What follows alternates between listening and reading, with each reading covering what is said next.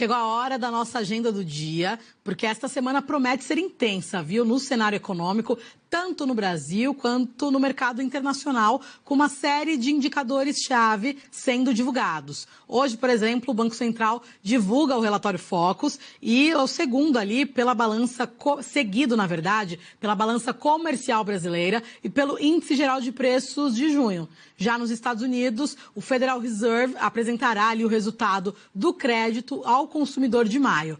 Para nos ajudar aí a entender os impactos desses dados e as tendências econômicas que a gente está acompanhando, a gente conversa agora com o Gabriel Redivo, ele que é diretor de gestão da Aware Investment, já está por aqui dividindo tela com a gente. Gabriel, muito bom dia para você, bem-vindo aqui à Band News TV. Já quero começar olhando para o relatório Focus, porque com a divulgação hoje, quais são aí as principais projeções do mercado para o crescimento econômico e a inflação aqui no Brasil, né? Como é que esses números podem, de fato, influenciar a expectativa em relação à política monetária do Banco Central? Gabriel, bom dia mais uma vez.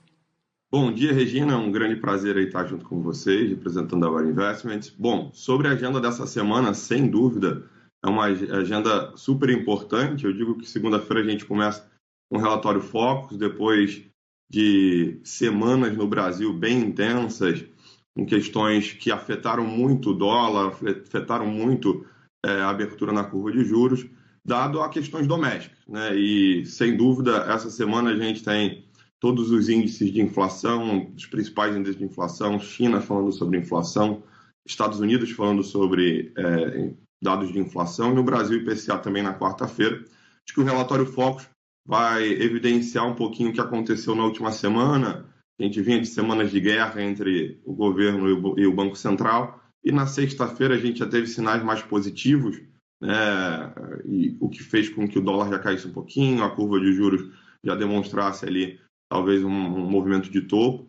E claro que o relatório Focus vai apontar isso. Acho que, sem dúvida, hoje a gente começa com um dado importante, o relatório Focus entregando ali o que o mercado tem de visualização, e aí a gente tem os próximos dados ao longo da semana.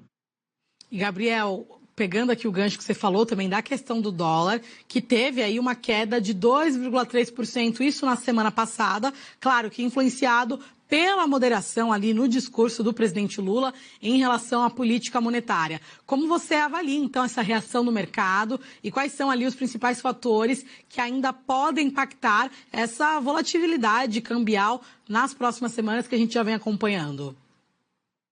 Regina, assim, a gente teve uma alta expressiva do dólar nas últimas semanas, sem dúvida, por questões domésticas, basicamente pela economia doméstica. Na verdade, existem diversos estudos já apontando que se o dólar fosse influenciado nesse ano, né, somente por questões externas, o que ano passado foi a maior força para o dólar, esse ano a gente teria um dólar na faixa de 5 a 5,10.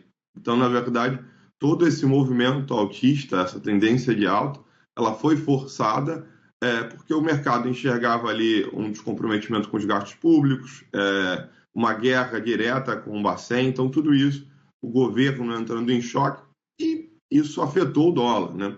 É claro que esse anúncio mais brando, na verdade, já aí uma possível anúncio do presidente do Banco Central em agosto, como o Campos Neto solicitou, isso vem clareando e mostrando que aquele filme de terror que o mercado estava precificando para o Brasil pode não acontecer. Então, isso com certeza ainda não estão nos preços dos ativos, porque se a gente tem um cenário econômico mais favorável, esse filme de terror que se pintava desaparece, a gente tem até um filme, talvez, aí, um filme de ação ou um movimento mais positivo para o Brasil e um final feliz, sem dúvida, a gente vai ter small cap subindo, a gente vai ter bolsa subindo, talvez até 118 mil pontos sendo ali um fundo para a bolsa esse ano.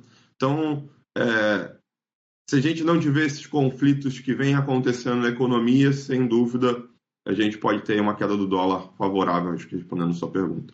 Essa nossa expectativa, então, né, Gabriel? E Exato. Agora, olhando um pouquinho para a reforma tributária, assunto importante que está em pauta na Câmara dos Deputados esta semana, como é que vocês estão avaliando o impacto potencial das decisões políticas, então, em Brasília, nos mercados financeiros e também na confiança dos investidores, né, Gabriel? Regina, sem dúvida, né, são dois fatores hoje, dois pilares muito importantes para as nossas políticas e para a economia brasileira. O comprometimento fiscal e o comprometimento com os gastos. Então, a reforma fiscal, ela vindo, mesmo que não venha com um nível alto, surpresa, beneficiando muito o mercado, mas se vier algo já moderado, sem dúvida, com comprometimentos, com pautas favoráveis, isso vai ser muito bom para o mercado, né? A expectativa é que a gente tenha ali uma pauta um pouco mais branda, nada muito que entusiasme muito o mercado, mas também que não venham surpresas negativas. Essa é a nossa crença e o que a gente tem acreditado aqui na UE para que a curva de juros comece a fechar. Tá certo, Gabriel. Muito obrigada pela sua participação aqui com a gente, pelas análises compartilhadas e uma boa semana para você. Obrigado, tudo de bom, Regina. Forte abraço. Até mais.